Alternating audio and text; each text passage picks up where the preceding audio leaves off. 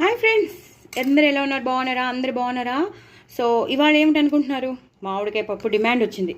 మామిడికాయ కాలంలో నువ్వు మామిడికాయ పప్పు వేయకుండా టమాటో పప్పు వేస్తావేంటి, లేదా ఆకుకూర పప్పులు వేస్తున్నావేంటి? అవి కాదు కదా. మామిడికాయ పప్పు కాలంలో విరివిగా మామిడికాయ తినాలి, అలాగే మామిడికాయ పప్పు కావాలని డిమాండ్ వచ్చింది. సో కరివేపాకు కూడా వేసేసుకోండి.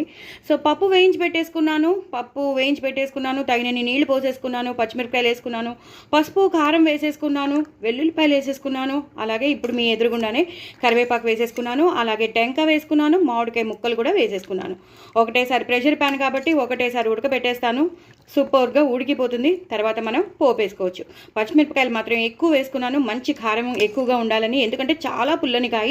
సో పుల్లని కాయ కాబట్టి ఆ మాత్రం పచ్చిమిరపకాయలు, ఆ మాత్రం కారం పడుతుంది.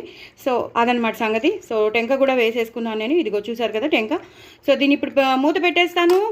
పోపు వేసేటప్పుడు మీకు చూపిస్తాను.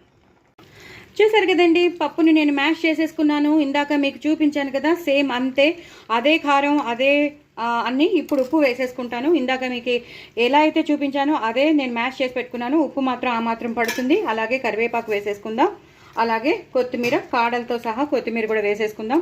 ఇప్పుడు ఇలాగా కలిపేసుకుందాం. మొత్తం ఆ మరిగేటప్పుడే మనం వేస్తే సూపర్గా ఉంటుంది. ఇప్పుడు పోపు కూడా నేను రెడీ చేసి పెట్టేసుకున్నానండి. ఆవాలు, జీలకర్ర, ఎండుమిరపకాయలు, వెల్లుల్లిపాయలు వేసేసాను. కరివేపాకు కూడా వేసేసాను. ఇంగు వేస్తున్నాను. ఇంగు అనేది ఈ మామిడికాయ పప్పుకి చాలా చాలా బాగుంటుంది. సో ఇంగు కూడా వేసేసుకున్నాను. అలాగే ఇప్పుడు కారం వేస్తాను. నేను ఎప్పుడు మీకు చెప్పాను కదా, కారం వేస్తే మంచి డాబా పప్పులాగా ఉంటుంది. సో ఇలా ఒక్కసారి వేగిపోవాలి. అలా ఆవాలు, జీలకర్ర, ఎండుమిరపకాయలు, వెల్లుల్లిపాయలు అన్నీ బాగా, ఇంగు కూడా బాగా పట్టేసి పోపుకి ఇప్పుడు ఈ కారాన్ని మెల్లిగా మనం ఇందులోకి ట్రాన్స్ఫర్ చేసేద్దాం. చాలా నెమ్మదిగా ట్రాన్స్ఫర్ చేసుకోవాలండి, చాలా నెమ్మదిగా. అసలు ఆ కలర్ చూడండి ఎంత బాగుందో, చాలా బాగుంటుంది పప్పు మాత్రం. మీరు ఇలాగే చేసేసుకోండి. చూసారు కదా, ఇంకా మొత్తం ఇప్పుడు ఇలా కలిపేసుకోవాలి. ఒక 2 నిమిషాలు అలా మరగనిచ్చేస్తే హ్యాపీగా చాలా టేస్టీ మామిడికాయ పప్పు రెడీ అయిపోతుంది. ఇవాళ డిమాండ్ అనమాట. సో అందుకనమాట లాస్ట్లో ఇంకొకసారి కరివేపాకు, అలాగే లాస్ట్లో ఇంకొకసారి కొత్తిమీర వేసేసి మరగనిచ్చేసుకుంటే మనకి పప్పు రెడీ అయిపోతుంది. వేడి అన్నంలో అప్పడాలు నంచుకుని, చల్లమిరపకాయలు నంచుకుని, ఎక్కువ నెయ్యి వేసుకుని తింటే చాలా చాలా బాగుంటుంది.